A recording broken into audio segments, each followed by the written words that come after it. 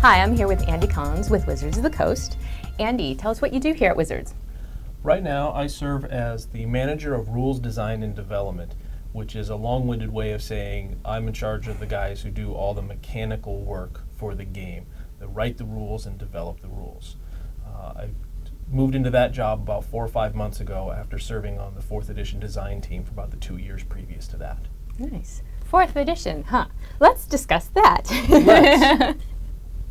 I understand that playtesting is going to be going on for 4th edition. Playtesting has been going on for some time, mostly with internal groups and external groups run by R&D staff. I've been running a game with my own players for some time now, but right now we're moving into a much more widespread playtesting phase involving groups that don't have anybody at all that work for Wizards of the Coast and might be anywhere in the country. Nice, exciting. So people who aren't within the company could possibly have a chance to playtest the game and get their input in. That's right. We've been selecting groups both from within our RPGA as well as folks who have signed up for D&D Insider. Nice.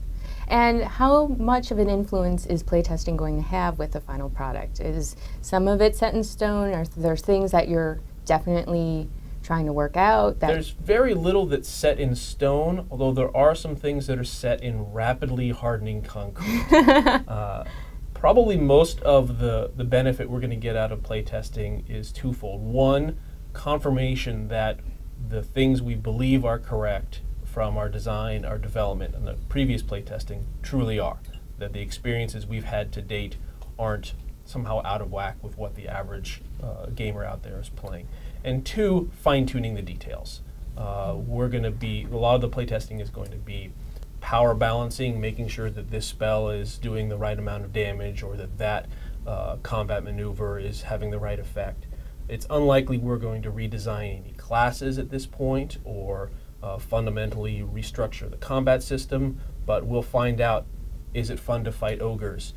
Is it cool to play a wizard? That sort of thing, and those will allow us to make small-scale changes to just fine-tune the game. Nice. Now, personally, I am more of a 1st edition player. 3rd edition never really grabbed me, never caught my interest enough to convert over.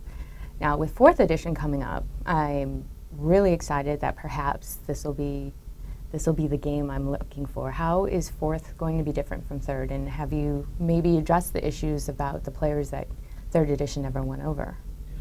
The biggest thrust of the 4th edition game is to make all aspects of the game entertaining and fun at the table and away from the table as well. We want to empower our DMs to have an easier job putting together entertaining encounters and adventures without slaving for hours and hours to find just the right mix of monsters.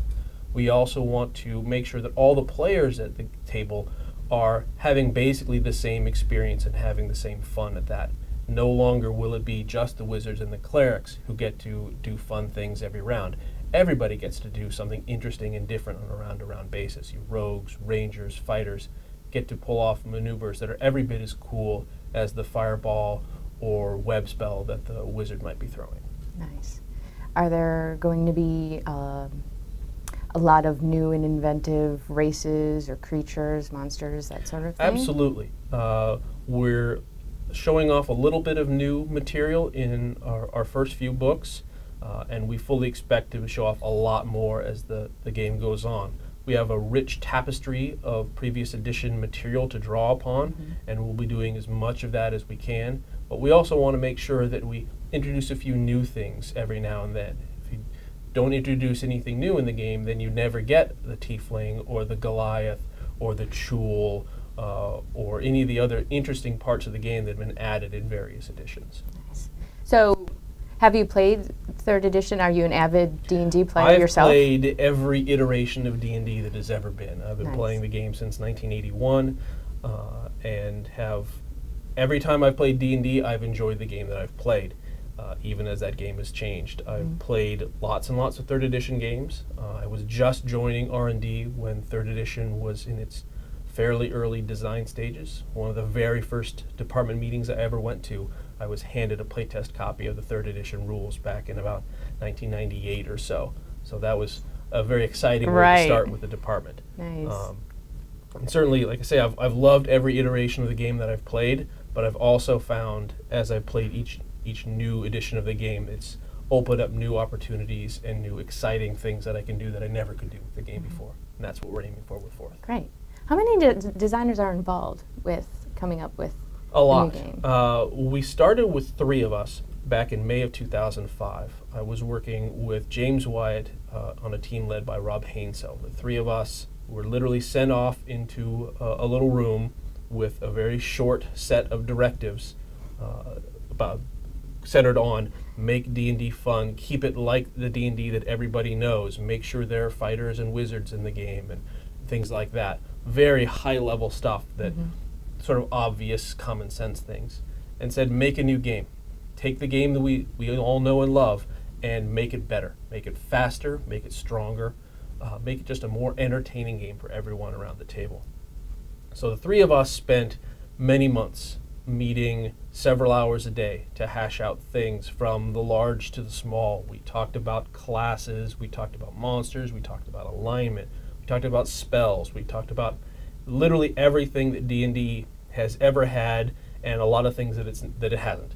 Our goal was to make sure that we left no stone unturned during that early design phase. Then along the way, we slowly brought more folks on board to that process. We'd bring out a document for folks to play with. We'd bring some more folks in to help us fine-tune that. We'd hand it to a development team for a couple months to hammer out the kinks on. They'd bring it back to us. So slowly but surely, it became the entire department of folks working on it, 20, 25 people working in various parts of the game over those last 2.5 years.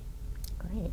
Cool. It just sounds like a great, exciting project, especially as a gamer. It has been. Be done.